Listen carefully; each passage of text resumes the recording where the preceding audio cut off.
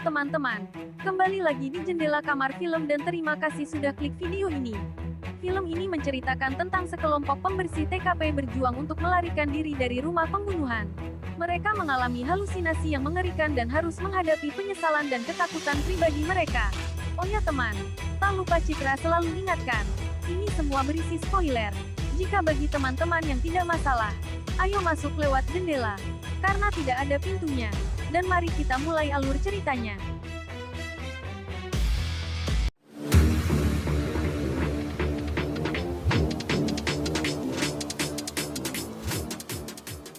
Di awal film menampilkan seorang pria berlumuran darah, yang merekam dirinya sendiri, sambil menangis dan mengungkapkan meminta maaf atas apa yang dilakukannya. Scene pun berpindah menampilkan 3 orang yang sedang mengobrol di meja makan, bernama Rahel, Dylan, dan Markus. Dylan dan Rahel adalah sepasang suami istri, sedangkan Markus adalah kakak kandung dari Rahel. Singkat cerita, pada saat mengobrol, handphone Dylan berbunyi.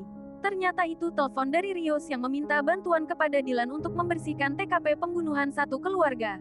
Dylan yang tak mungkin bekerja sendiri pada malam itu, langsung menelpon Hannah yang merupakan mantan istri Markus.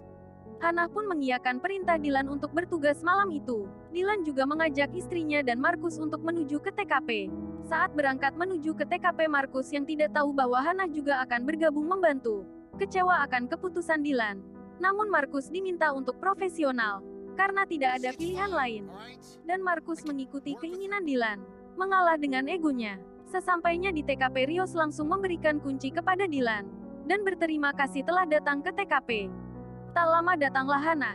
Dia kecewa kenapa tidak diberitahu bahwa ada Markus. Dylan pun meminta kepada Hannah untuk profesional juga dalam bekerja, dan mulailah mereka berempat memasuki ruang TKP dengan sambutan bau yang tidak sedap.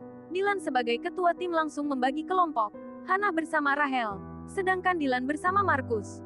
Setelah dibagi menjadi kelompok, Rahel dan Hannah memilih memasuki ruangan kamar anak terlebih dahulu. Saat masuk mereka kaget karena banyaknya darah yang ada di dinding. Sedangkan Markus dan Dylan memeriksa kamar utama pasangan suami istri. Mereka pun sama kagetnya melihat kasur yang banyak darah, dan banyaknya percikan darah di dinding. Dan saat Dylan melihat dinding itu, dia melihat sebuah simbol, namun tidak dia hiraukan. Markus dan Dylan pun melanjutkan menelusuri ruangan lain. Saat menelusuri, Markus menemukan sebuah benda. Dylan yang melihat hal itu langsung menyuruhnya menaruh kembali benda itu, dan mengajaknya ke mobil untuk mengambil peralatan. Saat di mobil, Dylan meminta Markus untuk mengambilkan air, dan Dylan akan menunggu di kamar utama. Saat Markus hendak mengambil air, dia mendengar pembicaraan antara Hannah dan Rahel yang berada di ruangan kamar mertua rumah itu. Markus mendengar ungkapan Rahel kepada Hannah, bahwa Rahel ingin mendekatkan kembali Markus dengannya. Namun Hannah masih menganggap Markus pasti masih sama seperti yang dulu. Rahel pun menyangkal ucapan Hannah itu, dan mengatakan bahwa Markus sudah berubah. Setelah mendengar obrolan mereka, Markus mengambil air, dan berjalan membawanya. Saat akan masuk ke dalam rumah, dia mendengar seperti ada suara di semak-semak. Dylan yang menghampirinya mengungkapkan kepada Markus, mungkin hanya seekor kucing yang ada di semak-semak, lalu mengajak Markus ke dalam. Saat di dalam kamar utama, Dylan mengajarkan kepada Markus, bagaimana cara membersihkan noda darah yang ada di dinding. Lalu Dylan meninggalkannya untuk membersihkan di ruangan lain. Saat Markus membersihkan dinding, dia dikagetkan dengan suara pintu yang berbunyi. Lalu tak lama dia mendengar suara handphone yang bergetar di sela-sela kasur. Markus pun keluar kamar, ingin memberitahukan kepada yang lainnya, memberitahu apa yang dia temukan. Saat itu hanya ada Hannah. Lalu pembicaraan mereka malah mengarah ke hal pribadi, mengungkit masalah yang lalu. Di ruangan lainnya, menampilkan Rahel yang sedang membersihkan dinding. Dia menghentikan sejenak pekerjaannya, dan menghampiri Dylan. Saat Rahel berbicara kepada Dylan, Dylan hanya diam, sampai Rahel memaksanya untuk bicara. Terjadilah perdebatan antara mereka berdua, bahwa Dylan menemukan kotak KB di kotak sampah. Hal itu yang membuat Dylan kecewa, karena Dylan sangat menginginkan mempunyai anak. Namun kenyataan Rahel belum siap akan hal itu. Rahel yang kesal langsung saja meninggalkan Dylan keluar. Lalu Dylan menghampiri dan meminta maaf atas perdebatan yang terjadi, dan mengajaknya untuk meneruskan pekerjaan. Scene pun kembali menampilkan Markus yang sedang membersihkan dinding. Tiba-tiba dia dikagetkan dengan suara teriakan dari handphone yang dia temukan. Pada saat melihat handphone itu, Markus melihat sebuah video yang menampilkan pria bersimbah darah dan seperti memberitahu sesuatu. Lalu datanglah Dylan. Markus pun memberitahu handphone itu bukan miliknya. Dan video itu tiba-tiba muncul dengan sendirinya. Dylan yang penasaran langsung ikut melihat video itu. Saat melihat handphone itu, mereka berdua dikagetkan dengan munculnya seorang anak kecil di layar handphone. Yang mereka kira itu adalah aplikasi. Dylan langsung mengajak Markus dan yang lainnya untuk pergi karena merasa ada yang tidak beres di rumah itu. Dan ingin memberikan handphone itu kepada polisi. Saat akan pergi, Dylan membuka pintu namun terjatuh. Seperti ada yang menghalangi. Markus yang mencoba juga membuka pintu itu tidak bisa. Mencoba membuka jendela pun hasil nihil yang mereka dapatkan. Mereka mencoba berteriak kepada orang-orang yang lewat, namun tidak mendengar teriakan mereka. Dalam kepanikan mereka menyadari sepertinya ada yang aneh dari simbol-simbol dan benda yang mereka temukan.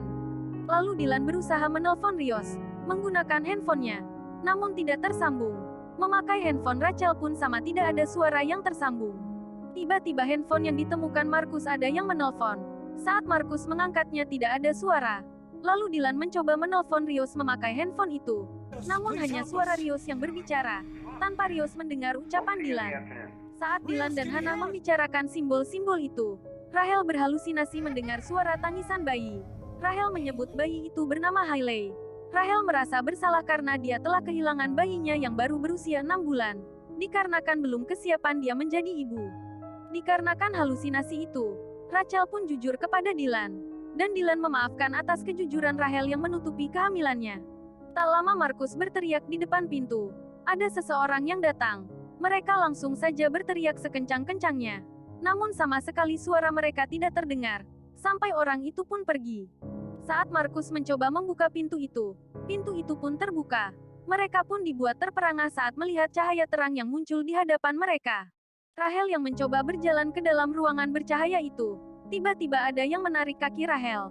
Dylan dan Hannah yang melihat hal itu langsung saja menarik tangan Rachel. Sedangkan Markus ke dalam mengambil handphone untuk memastikan hal apa yang menarik kaki Rachel. Saat itulah Markus diberikan halusinasi melihat Hannah yang merasa kesakitan. Namun Markus tidak pedulikan halusinasi itu.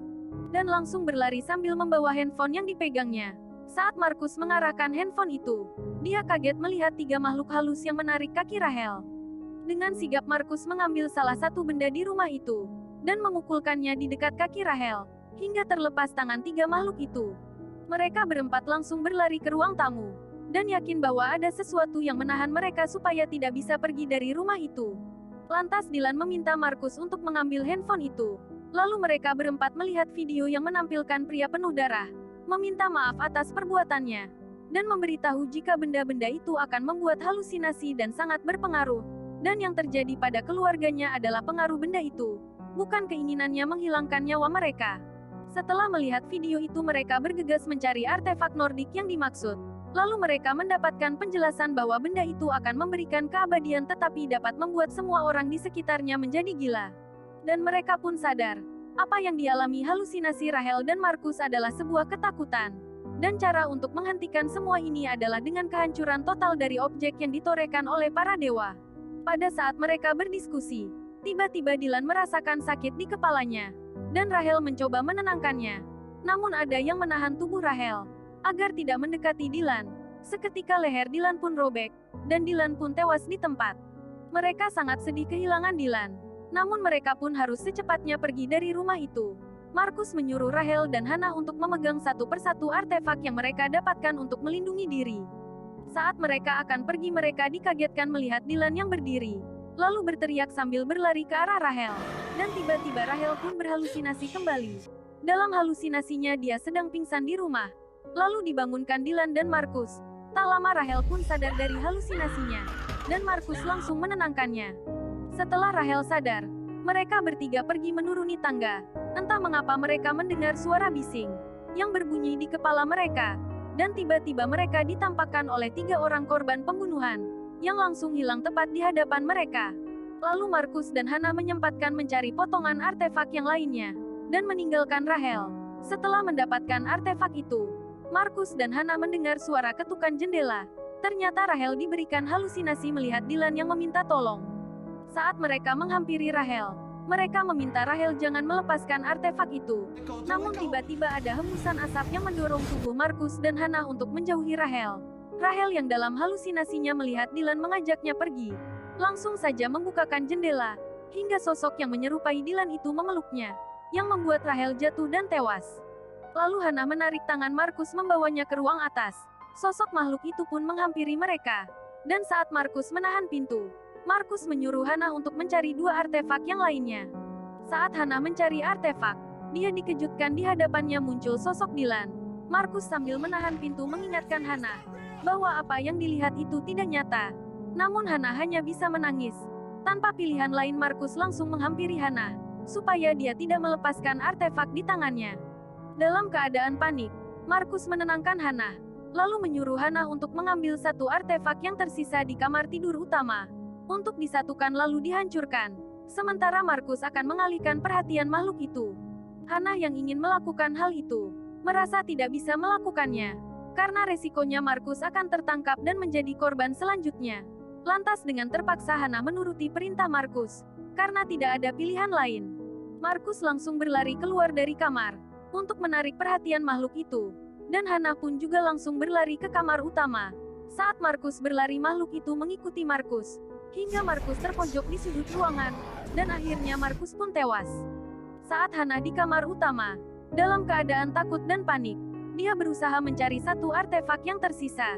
Saat mendapatkan artefak itu, Hannah langsung menyatukan semua artefak itu. Dan tiba-tiba Markus datang di hadapannya.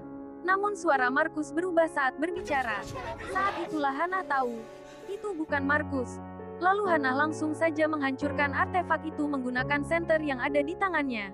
Namun sayangnya makhluk itu tidak musnah, karena artefak itu masih kurang susunannya.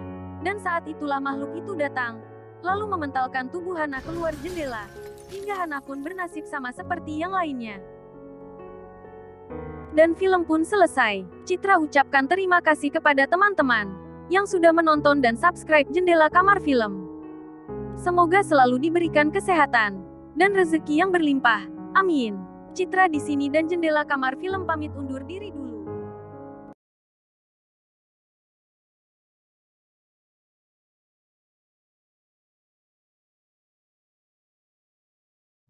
I think that's it for the